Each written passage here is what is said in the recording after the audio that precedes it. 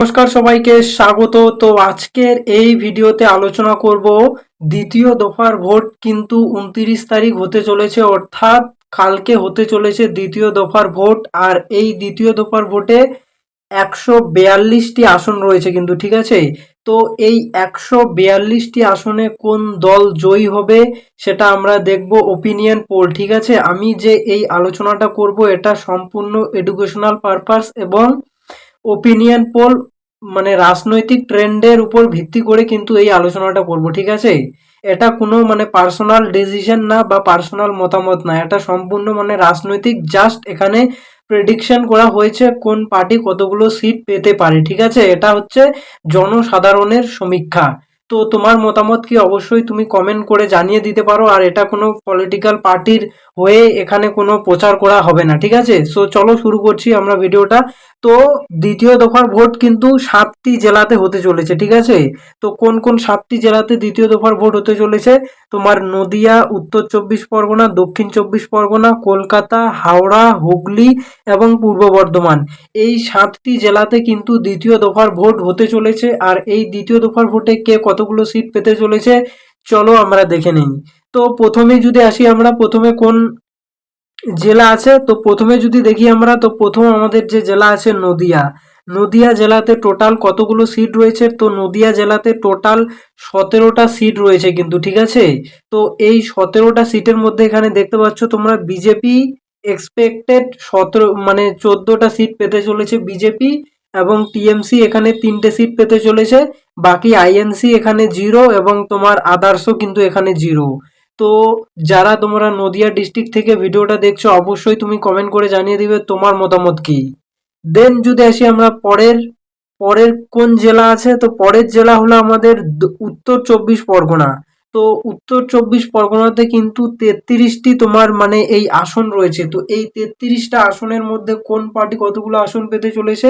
তো এখানে যদি আমরা দেখি বিজেপি, তো বিজেপি কিন্তু এখানে 17টা আসন পেতে চলেছে তোমার উত্তর 24 পরগনায়।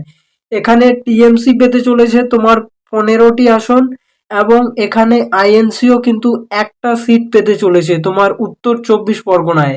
তো টোটাল 33টা আসনের মধ্যে বিজেপি 17, টিএমসি 15, আইএনসি 1 আর আদার্স এখানে 0। এই গেল তোমার উত্তর 24 পরগনা। দেন যদি আসি আমরা পরের জেলা, তো পরের কোন জেলা আছে? তো পরের জেলা হলো তোমার দক্ষিণ 24 পরগনা। তো এই দক্ষিণ 24 পরগনায় টোটাল আসন সংখ্যা কত রয়েছে? তো টোটাল 31টা আসন রয়েছে তোমার দক্ষিণ 24 পরগনায়। তো এই 31টা আসনের মধ্যে এখানে দেখতে পাচ্ছ তোমার বিজেপি কতগুলো আসন পেতে চলেছে। তো বিজেপি এখানে কিন্তু মানে বেশি মার্জিন অ্যাকোয়ার করতে পারবে না দক্ষিণ 24 পরগনায়। তো দক্ষিণ 24 পরগনায় বিজেপি পাচ্ছে 10টি আসন, এবং টিএমসি এখানে পেতে চলেছে 19টি আসন তোমার দক্ষিণ 24 পরগনায়। টিএমসির দবদবা একটু বেশি, ঠিক আছে। তো টিএমসি একটু বেশি মার্জিনে জিততে চলেছে তোমার দক্ষিণ 24 পরগনায়।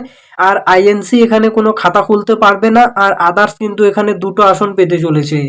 তো দক্ষিণ 24 পরগনায় 31টি আসনের মধ্যে বিজেপি 10, টিএমসি 19, আইএনসি 0, আদার্স 2। দেন যদি যাই আমরা পরের জেলা, তো পরের কোন জেলা আছে? তো পরের জেলা হলো আমাদের কলকাতা। তো কলকাতায় টোটাল কতগুলো আসন রয়েছে? তো কলকাতায় কিন্তু আসন সংখ্যা 11টি রয়েছে। তো এই 11টি আসনের মধ্যে বিজেপি কিন্তু এখানে পেতে চলেছে 6টি আসন, ঠিক আছে।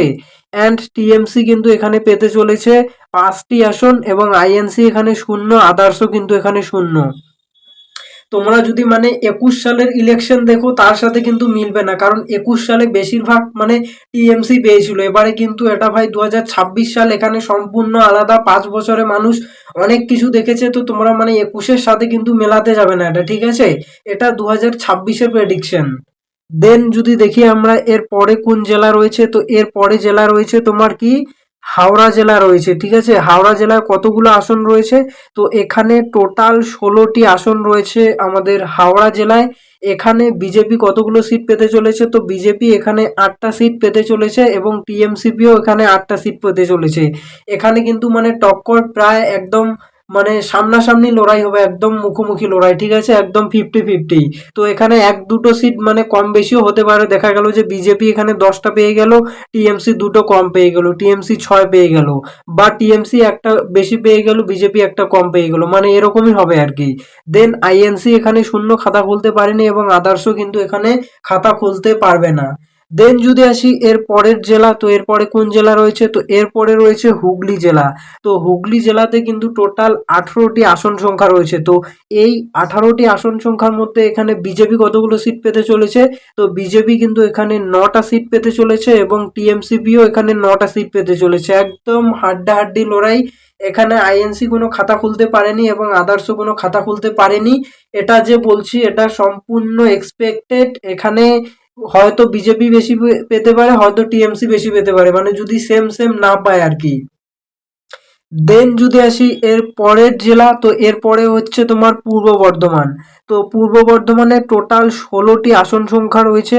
তো এই 16টি আসনের মধ্যে বিজেপি পেতে চলেছে কিন্তু 7টি আসন, ঠিক আছে, বিজেপি পেতে চলেছে 7টি আসন এবং টিএমসিপি কিন্তু এখানে বেশি মার্জিন পেতে চলেছে, টিএমসিপি পেতে চলেছে এখানে 9টি আসন এবং আইএনসি এখানে খাতা খুলতে পারবে না এবং আদার্সও কিন্তু এখানে তোমার খাতা খুলতে পারবে না।